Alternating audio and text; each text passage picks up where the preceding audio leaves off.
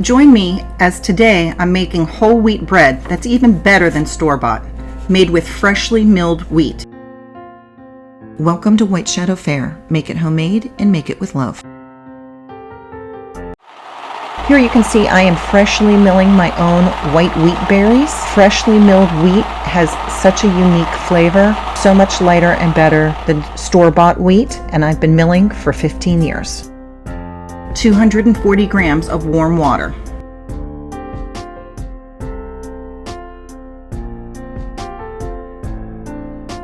To that, you're going to add 8 grams of honey,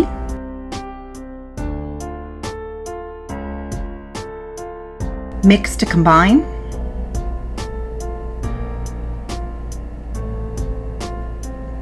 .80 grams of milk,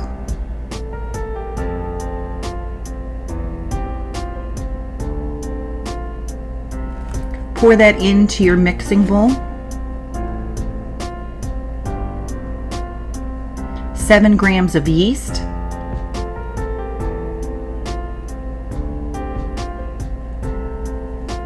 give it a quick stir and let it bloom for at least 5 minutes. Blooming just means you're making sure that your yeast is active. You're going to look for the yeast to start to bubble, showing that it's coming to life.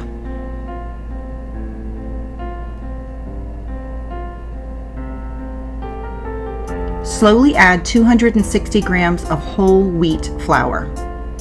Now this could be bought from the store, but I prefer to make everything freshly milled. You're going to blend and scrape down the walls of the mixer.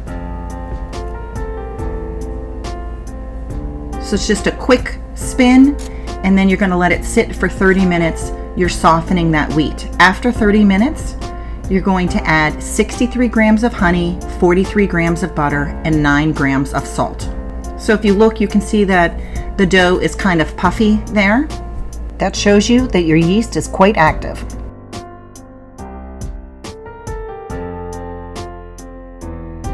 And we're going to add more flour after we get the honey, the butter, and the salt combined.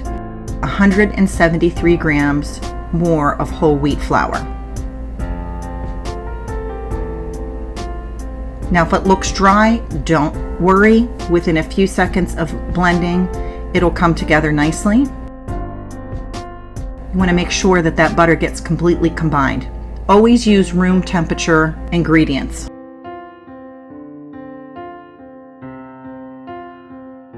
You can see it's still sticking to the bowl, so it's quite sticky at this point. I add 2 tablespoons of Vital Wheat gluten, which is optional. If you don't use the Vital Wheat gluten, you'll want to add another 2 tablespoons of wheat flour. The Vital Wheat gluten just helps the bread to rise a little bit more.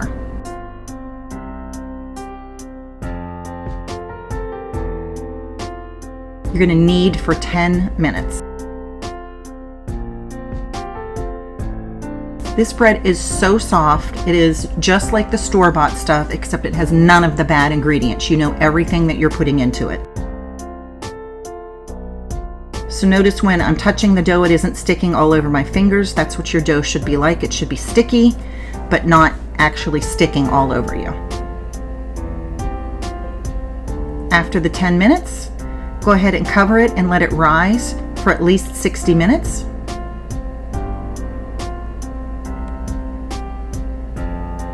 And now that it's about doubled in size, you're going to shape it and put it into a greased bread pan. I used a 9x5 pan.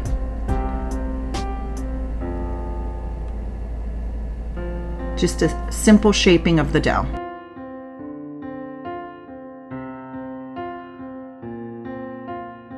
I like to parchment line my bread pans. You certainly don't have to do that. You can just grease your pan. And then go ahead and cover this, and you're going to let it rise anywhere from, I'd say, 60 minutes to an hour and a half. It needs to get 1 inch above the side of your pan before putting it in a 350-degree oven. Bake for 30 to 40 minutes, and you will check the internal temperature and make sure that it has reached at least 205 degrees.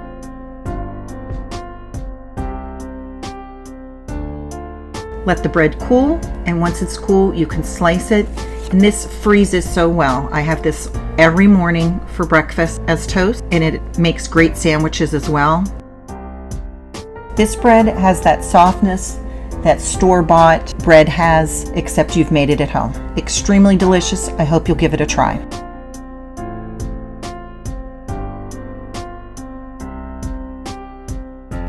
If you haven't already done so, please like and subscribe. It would really mean a lot to me.